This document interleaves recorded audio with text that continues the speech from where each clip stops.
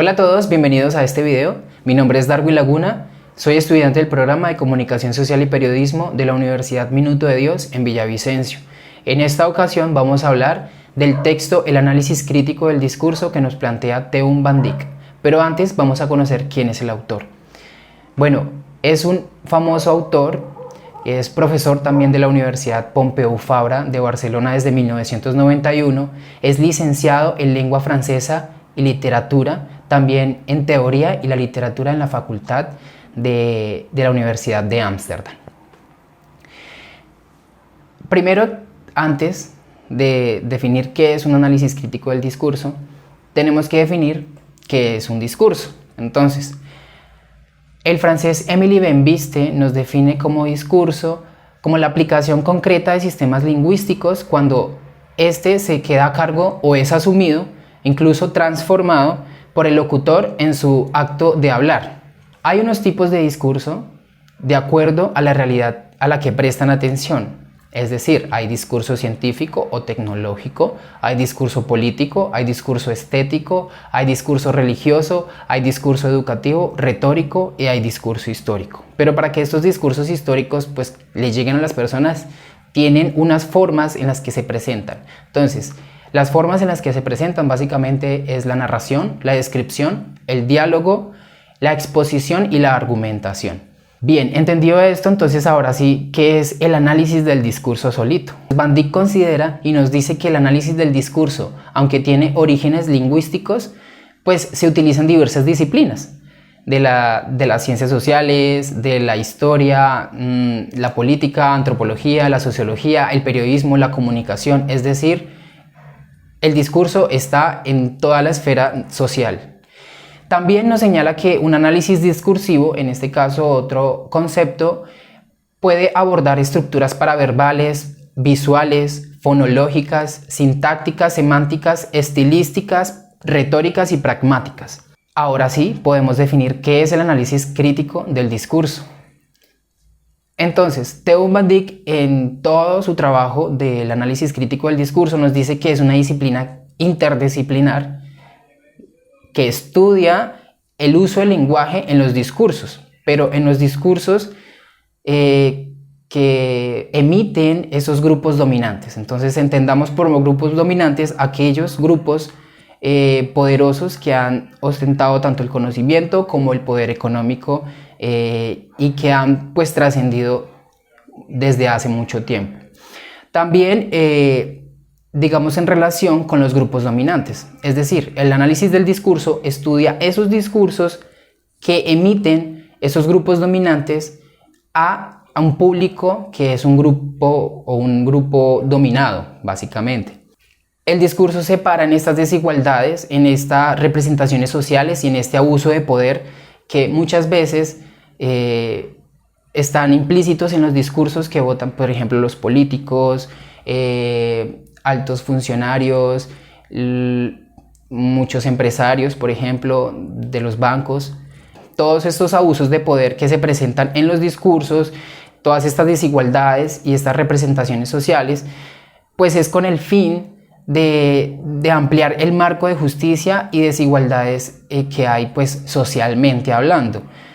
Pues esto es como una perspectiva coherente con las personas que no tienen como ese conocimiento, como que han mantenido esas herramientas para llegar pues al poder.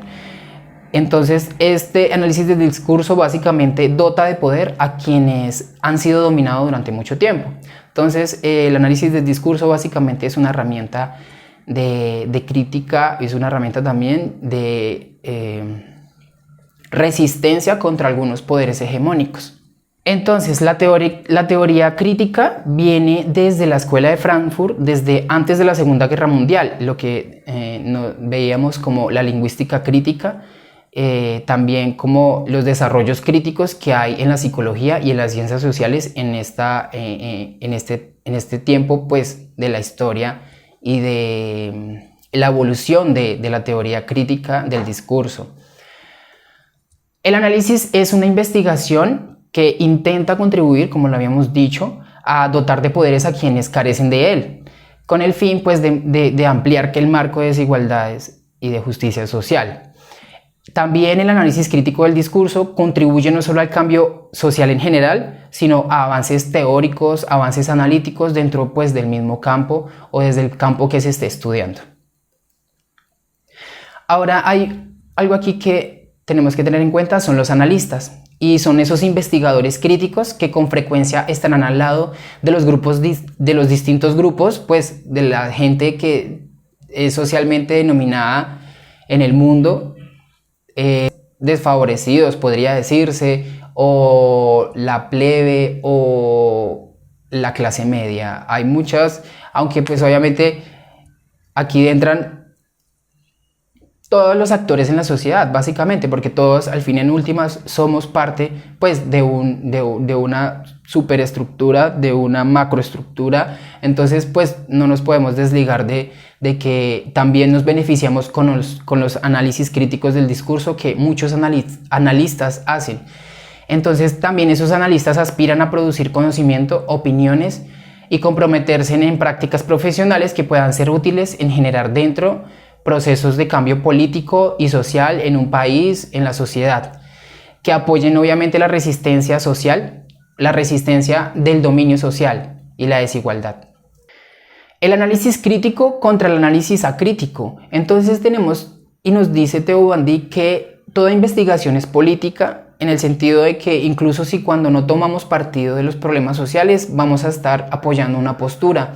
Entonces ahí es una característica fundamental, y es que todo discurso, toda producción discursiva tiene un fin y no es inocente. Entonces esto nos hace mucha claridad Theo van Dijk de que todo discurso tiene una intención. Y esos discursos tratan de, por eso el análisis crítico del discurso trata de problemas sociales y de asuntos políticos sobre todo. El análisis acrítico a la hora de explicar y solucionar los problemas sociales no ayudan porque no son críticos y no generan como una alternativa a esa hegemonía que está presente. Entonces no es como un factor de resistencia. El análisis crítico, por otro lado, ayuda a contribuir a nuestro entendimiento las relaciones que hay entre la sociedad y el discurso en general. Theo van Dijk le toma la palabra a Fred Clark y a Wodak para definirnos y presentarnos los principios básicos del análisis crítico del discurso.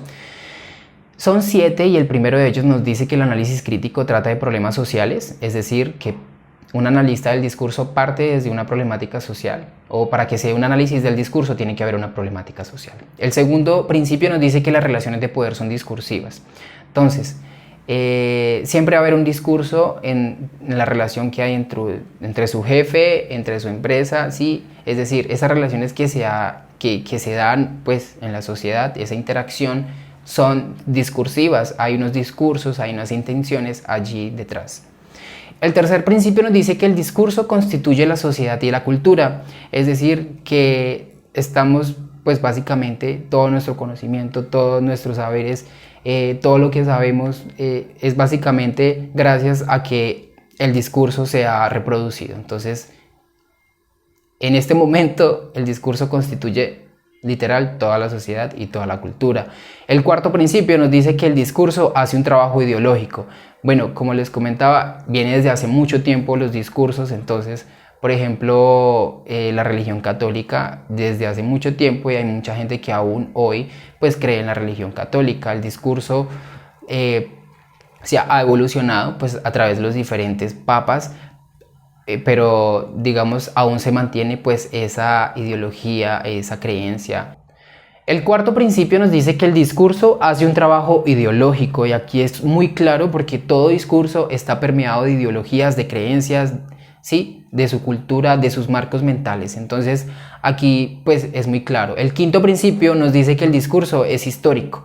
¿Por qué? Porque el discurso a través de la historia pues se ha venido posicionando. La historia es el resultado del discurso de muchas personas que han tenido pues el conocimiento, los medios para producir esos discursos.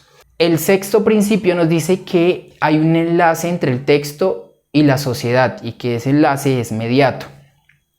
El séptimo principio nos dice que el análisis del discurso es interpretativo y explicativo, aquí nada que decir.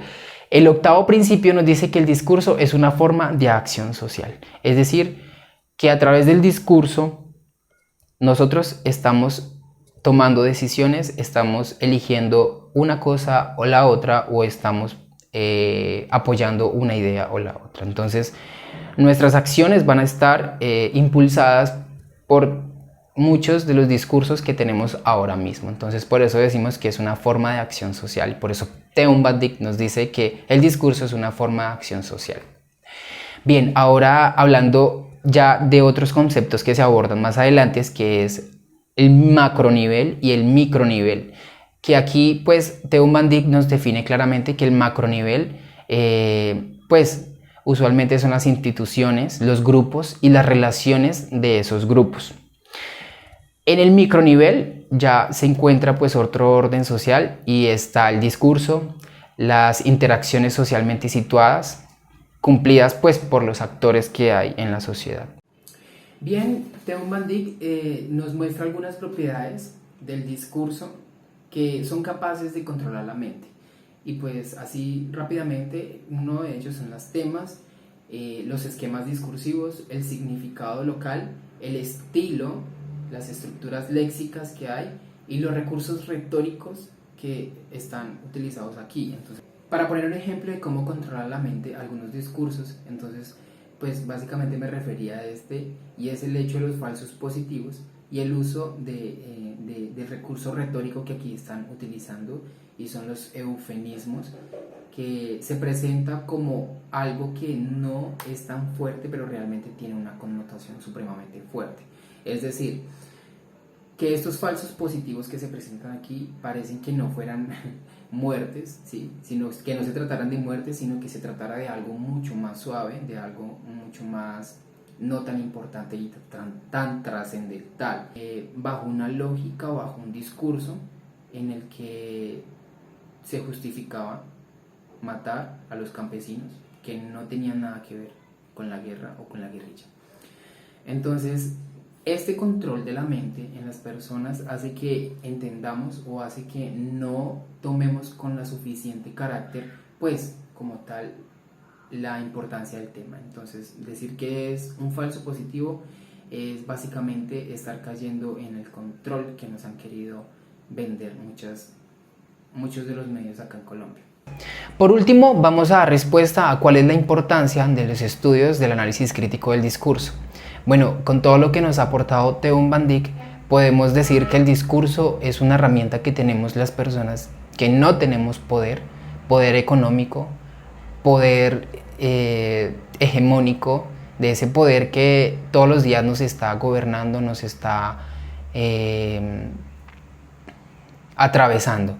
Entonces, somos básicamente, Teun Van Dijk básicamente nos muestra cómo podemos analizar estos discursos, cómo se nos pueden presentar estos discursos y hasta dónde pueden llegar estos discursos, pues como tal, a controlarnos o a manipularnos. Entonces es de suma importancia que los estudios del análisis crítico del discurso, por ejemplo, sean de conocimiento público, digamos de alguna otra forma, que en las escuelas se les enseña a los niños, a las niñas, a generar competencias y desarrollar análisis crítico del discurso, porque desde niños estamos expuestos a muchos discursos, a muchas formas discursivas que atienden a muchas formas de discriminación racial, étnica, por género. Bueno, realmente Teun Van Dijk nos ilustra demasiado, pero básicamente es muy importante el análisis crítico del discurso para la sociedad que de alguna u otra forma no ha tenido el acceso a toda esa información, y que básicamente es una sociedad que tiene que vivir bajo un sistema y bajo unas lógicas que algunos grupos de poder han implantado, pues para generar poder y hegemonía a través del tiempo. Es así como muchas personas en el mundo hacen uso de este análisis crítico del discurso que les ayuda, y hay sociedades que les ayuda a la toma diaria de decisiones. Es decir, que nosotros diariamente vamos a hacer uso del análisis crítico del discurso. Luego de leer el análisis crítico del discurso, no va a ser igual, es decir, vamos a pensar básicamente en qué hay detrás de todo esto que nos están diciendo. Por ejemplo, ahora con el tema de la política y de las campañas electorales, entendemos que todos tienen propuestas, pero en real cuando llegan a gobernar, ninguno tiene la suficiente capacidad de demostrar por medio de las acciones que este discurso que se nos compartió pues realmente se cumpla y que la palabra se convierta en la acción. ¿Sí? Entonces, en medio de estas campañas es pero muy fundamental para las democracias como la nuestra tener análisis crítico y desarrollar competencias de análisis crítico del discurso, porque nos van a ayudar en la toma de decisiones como sociedad, como ciudadanos y como grupo.